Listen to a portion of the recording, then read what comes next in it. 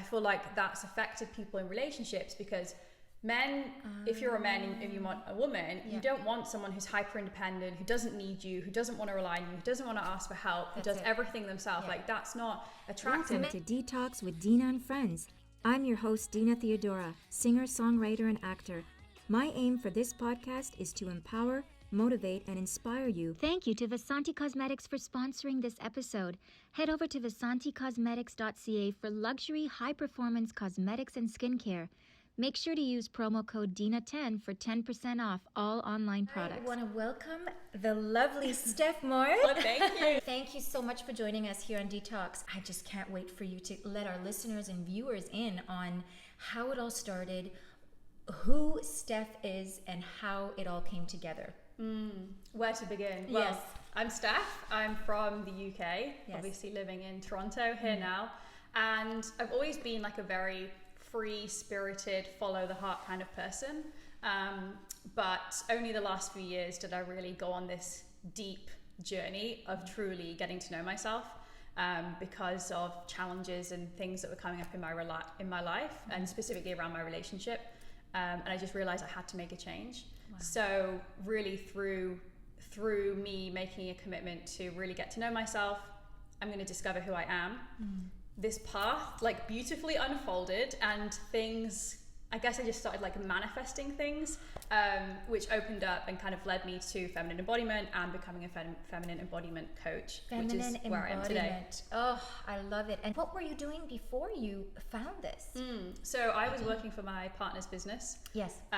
For about 5 years in marketing and events, and basically hustling for him in his business, which was super fun, but definitely led to challenges when we're working that closely together without clear boundaries and clear communication lines and that sort of thing. So I kind of was technically self-employed for a while, but I've always been on this discovery of like, what do I actually want to do? Like I knew that was kind of just a temporary thing. Yes. And I've always been like, I want to have my own business, I want to impact people, I want to like create change in the world. Yes. But I never was confident and had that security in myself to actually go out and do it. I had no idea. I just was like, I'm kind of insecure and like I'm not going to find that thing. Wow. But it was through my own journey that I kind of stepped into this. It wasn't being like, I'm just going to be a coach and this is what's happened. Like it was all selfishly my own journey that then was like, okay, now I actually have to share this with people because it's so incredible. Can you let us in on how it came about, what you discovered, how it impacted your relationship, and how you figured out a way that you could help others with it?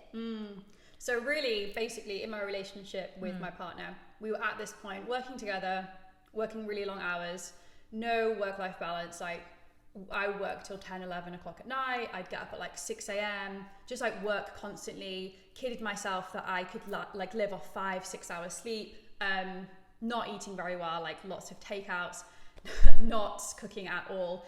And him and I were just so focused on work that we started to get this point where we realized like there was no time, quality time for us. We were actually basically like repelling each other, like while we loved each other very much, because we were in the work so much.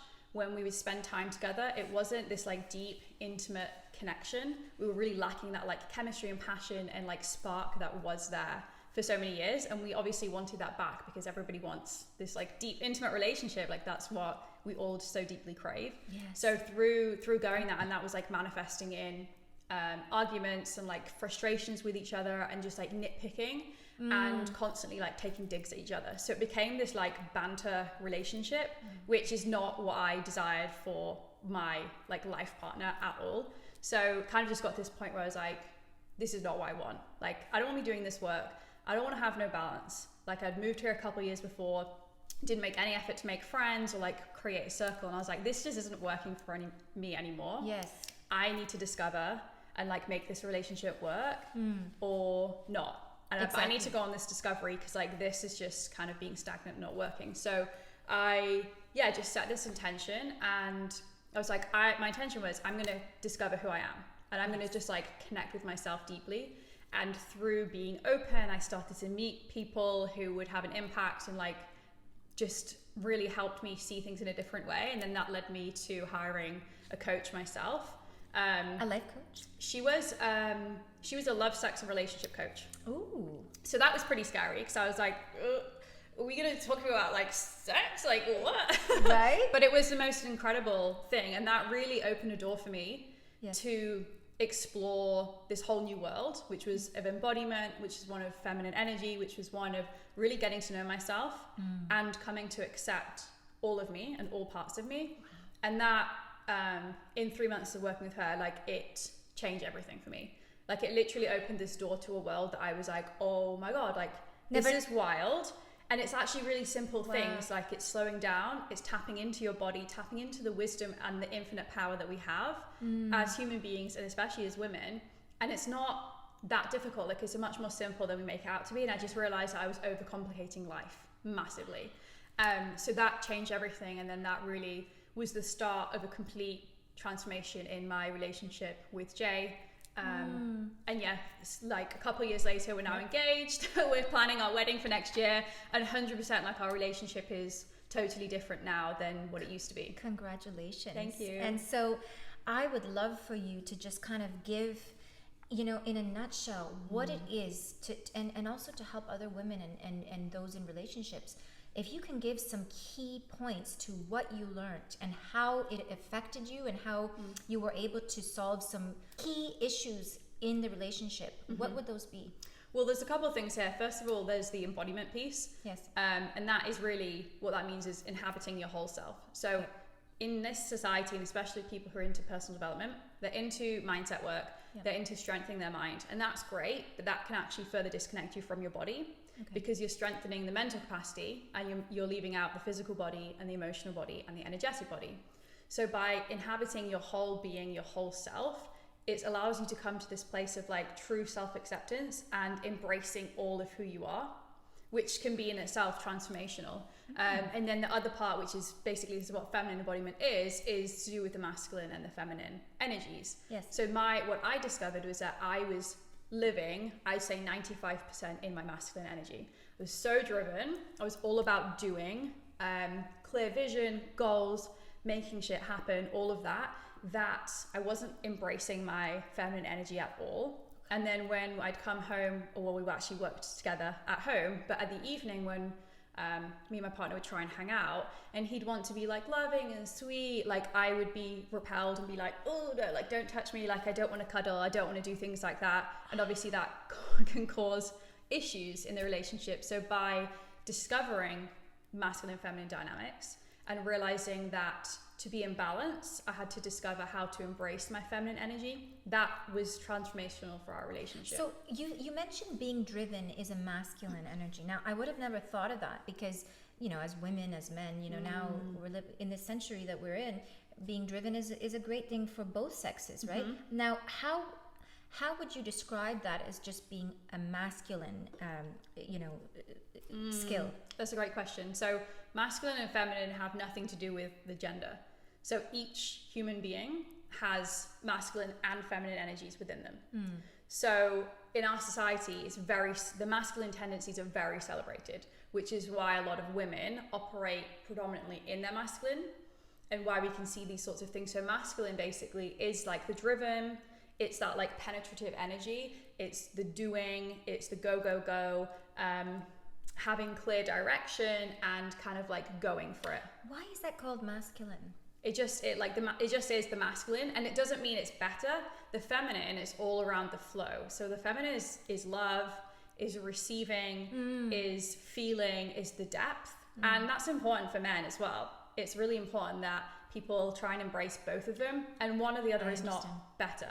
I think I understand where you're going with this because, as you know, biologically we're the receiver. Yes. And then so with that said, the masculine energy was something that you were embodying mostly. And so how did you get it back into the feminine?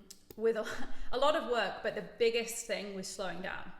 Like slowing down completely and giving myself time to tap into how I was actually feeling, rather than before I was like go, and I was living by my to-do list and what I had to get done and around my goals. Versus when I started to embrace my feminine energy, it was slowing down, it was checking in with like, how am I feeling, and having a day where it's like, let's just intuitively flow through the day based on how I'm feeling. So for instance, on a weekend versus I used to have to-do lists for a weekend of like, well, I've got 10 things I have to do on a weekend, and that means I'll have a good weekend. Yeah. Whereas that had to go out the window for me because it was just really exhausting. So I started to implement things like a feminine hour at the end of my day, where mentally I was thinking, okay, well, I'm transitioning into the evening. Yes. I'm going to have a bath. I'm just going to relax and just kind of be in it without trying to do anything. So feminine is around being. So just feeling and being, and not focus on like achieving something, being productive. Like that whole rest is boring or rest is unproductive is more of like a masculine thing. So you went thing. into like this goddess mode. Yes. You literally had to embody that sort of meditative quietness and stillness, and not focus on anything but the present. Yeah. And so that was a feminine, embodying your feminine side, right? Yeah. And making time for yourself as opposed to just constantly being on the go. Yes, definitely. And my coach actually used to call it the goddess hour.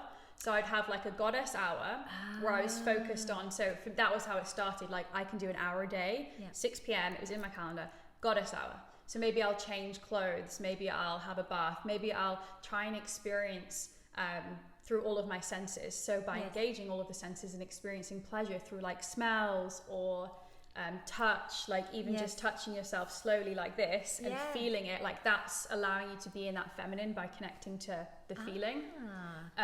But yeah, another thing though that really helped me was having specific practices like a dance and a movement practice, like intuitive embodied practice, allowing myself to really connect to my inner world and feel like my emotions, how am I feeling, are there any like physical sensations, and I was able to realize like, oh, maybe I have some tension here, or like maybe it's, my jaw's really clenched, starting in the physical body. But through doing these practices and going deeper, I started to be able to do these practices and tap in with like, okay, actually I'm holding some resentment here, or actually I feel anger inside, and giving myself a practice to process that, which is really necessary, because if we don't process our emotions, they basically get stuck and stored within our body.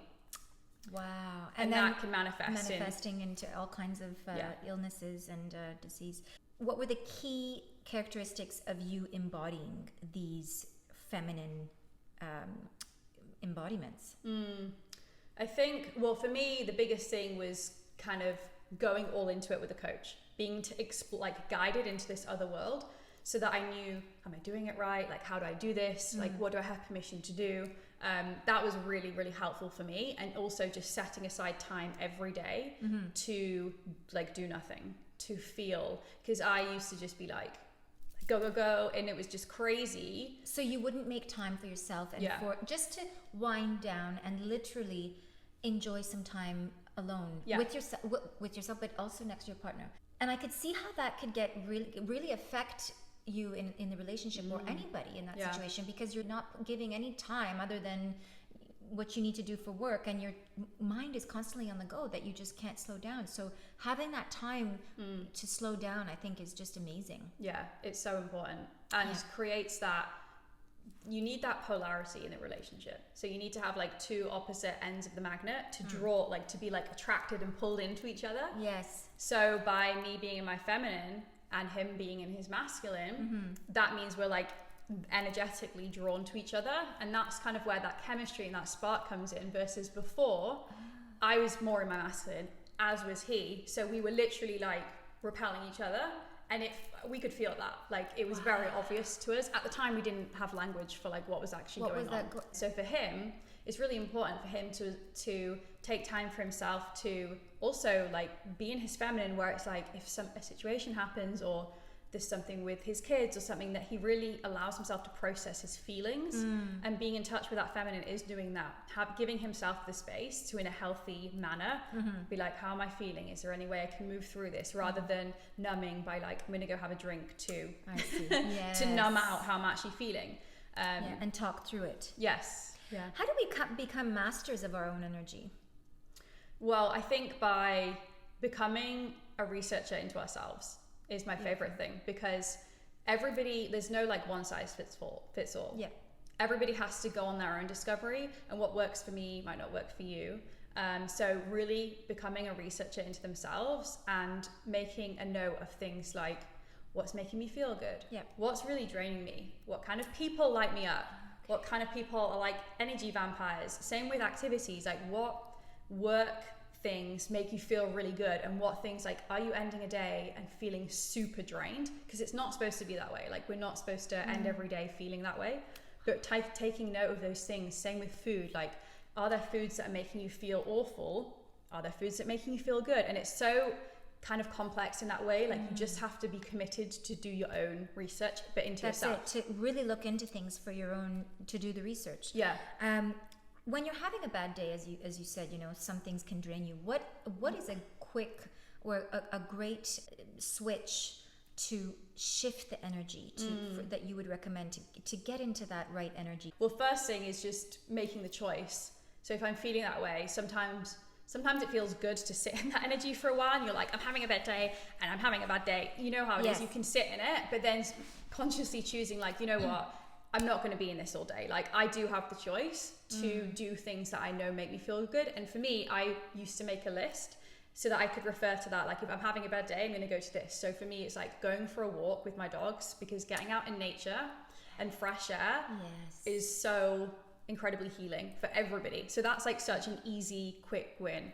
Nice. But also my biggest thing is either journaling and also my embodiment practice, which is kind of like getting on my yoga mat, putting on music, and allowing my body to just kind of move. Thank you to Vasanti Cosmetics for sponsoring this episode. Head over to vasanticosmetics.ca for luxury, high-performance cosmetics and skincare. Make sure to use promo code DINA10 for 10% off all online products. Thanks again for joining in. Make sure to subscribe, like, share, and comment below. Make sure to also find us on Instagram @DetoxWithDina and my personal page @DinaTheodora. Stay tuned and catch you next time.